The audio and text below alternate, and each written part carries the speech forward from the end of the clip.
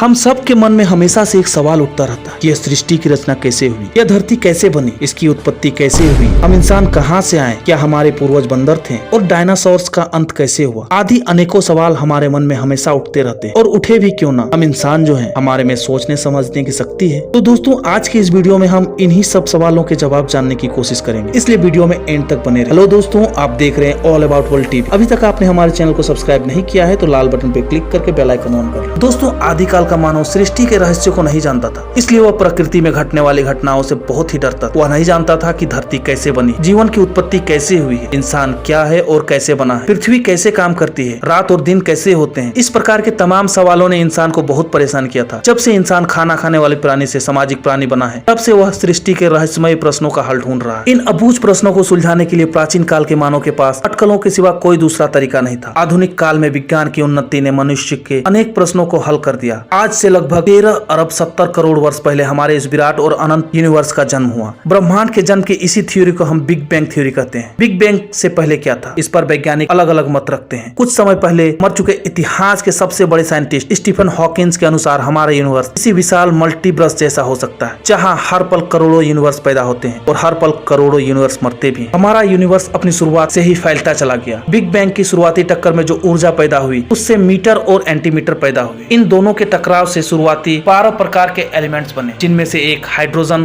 भी था। हाइड्रोजन के अणुओं से ही हीलियम बना। हाइड्रोजन और हीलियम से बने अरबों खरबों सितारे बने। हाइड्रोजन और हीलियम की यह क्रिया पूरे ब्रह्मांड के कोने कोने में हो रही थी, जिससे अरबों खरबों आकाशगंगा बने। और इस तरह शुरुआती 5-6 वर्षों में ही पूरा ब्रह्मांड जगमगा उठा। हमारी यूनिवर्स के शुरुआत के 8 अरब वर्ष बाद हमारी आकाशगंगा मिल्की वे के किसी कोने में हाइड्रोजन के बादल जमा हो रहे थे। ग्रेविटी के कारण हाइड्रोजन के विशाल बादलों ने हमारे सूर्य का रूप लेना शुरू किया। करीब 5 अरब साल पहले शुरू हुई यह प्रक्रिया करोड़ों वर्षों तक चली और इसके केंद्र में बना एक विशाल सूरज, जो आज के हमारे सूरज से काफी बड़ा। सूर्य बनने की प्रक्रिया में बचे मलबे ने सैकड़ों पिंडों का रूप धारण कर लिया। यह सभी पिंड गुरुत्वाकर्षण के कारण केंद्र में स्थित बड़े पिंड का चक्कर लगाने लगे और इस तरह हमारा सौर मंडल बना। शुरुआती सौर मंडल में सैकड़ों ग्रह थे, हजारों पिंड थे, लाखों उल्का पिंड थे और करोड़ों अरबों की तादाद में विशाल पत्थर थे जो अंतरिक्ष में सूर्य का चक्कर लगा रहे थे। दोस्तों आज से 4.5 अरब साल पहले के इस सौर मंडल में बृहस्पति से भी बड़े ग्रह थे और कुछ प्लूटो से भी छोटे थे। समय के अंतराल में इनमें अधिकांश ग्रह आपस में टकरा गए, जिससे ग्रहों की संख्या कम हो गई। इन ग्रहों की टक्कर से बिखरे मलबे से इन ग्रहों के चंद्रमा बने। 4 अरब वर्ष पहले सौर मंडल के 100 के करीब ग्रहों के बीच एक विशाल पिंड जो सूर्य का चक्कर लगा रहा था, उसकी एक दूसरे बड़े पिंड से टक्कर हो गई। इस प्रकार से उस पिंड का 25% भाग मलबे में तब्दील हो गया और 75% भाग बचे भाग ने धीरे धीरे एक ग्रह का रूप धारण कर लिया। इस तरह हमारी पृथ्वी का जन्म हुआ और इस टक्कर से पैदा हुए मलबे के ढेर में धीरे धीरे छोटे पिंड का रूप धारण कर लिया, जो हमारा चंद्रमा बना, जिसे हम चांद कहते। दोस्तों शुरुआती पृथ्वी आज की हमारी पृथ्वी से काफी अलग थी। पृथ्वी के ठोस धरातल के नाम पर पृथ्वी पर निकलने वाले मैग्मा और लावा की भरमार थी। उस वक्त पृथ्वी का तापमान 400 डिग्री से 1600 डिग्री सेल्सियस था। ना कोई पहाड़, ना नदी, ना समंदर, बस चारों ओर आकाश से बरसने वाले आग के गोले और धरातल पर बहती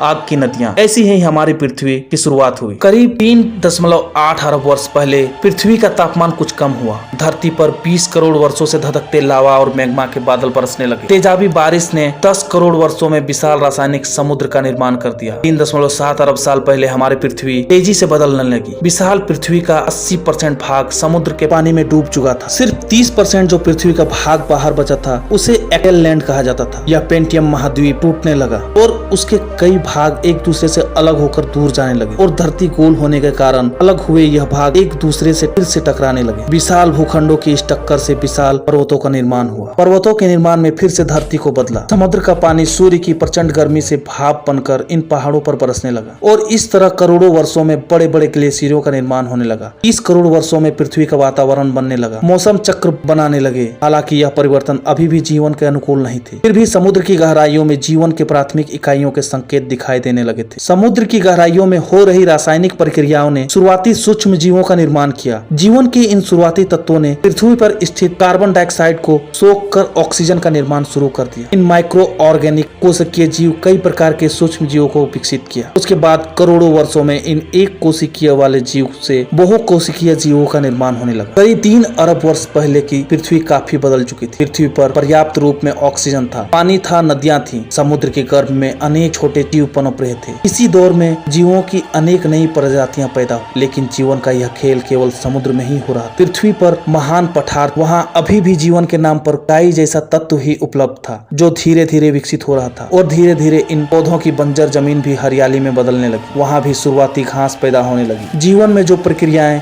समुद्र में चल रही थी वही द्वीपों पर भी होने लगी, लेकिन यहाँ यह जीवन में नहीं बल्कि विभिन्न प्रकार की घास की प्रजातियों में हो रही थी। अलग अलग पेड़ पौधे का रूप ले रही थी। वहीं समुद्र में बहुकोशिकीय जीव विभिन्न प्रकार के कीड़े मकोड़ों में और मछली के रूप में विकसित होने लगी। विकास की तरंग प्रतियोगिता के दौर में कुछ समुद्री जीव ने समुद्र से बाहर निकलकर धरातल पर कदम रखा, जहां उनके लिए कंपटीशन बिल्कुल भी नहीं था, बस उन्हें इस नए माहौल के हिसाब से खुद को बदलना था। 50 करोड़ वर्ष के बाद, यानी कि आज से 2 अरब 50 करोड़ वर्ष पहले की दुनिया में धरातल पर सबसे पहले कदम रखने वाली मछलियों के वंशज विकास की बेहद कठिन प्रक्रिया से गुजरते हुए विशाल जीवों के रूप में सामने आए। आगे चलकर यही विशाल जीव डायनासोर के रूप में विकसित हुए, जिन्होंने लंबे अरसे तक पृथ्वी पर राज किया। लेकिन आज से करीब 6 करोड़ साल पहले पृथ्वी से एक धूमकेतु टकराया, जिसने डायनासोर के विशाल साम्राज्य को एक झटके में जड़ से खत्म कर दिया। इस टक्कर ने पृथ्वी के बड़े बड़े जीवों को बिल्कुल सफाया कर दिया। 2 फुट से ऊपर के सभी जीव खत्म हो गए। इसके साथ ही पृथ्वी के लगभग 90% जीव खत्म हो गए। जो छोटे जीव बचे उन्होंने परिस्थितियों का सामना किया। लाखों वर्षों में इन्होंने खुद को कई अलग अलग प्रजातियों में विकसित कर लिया।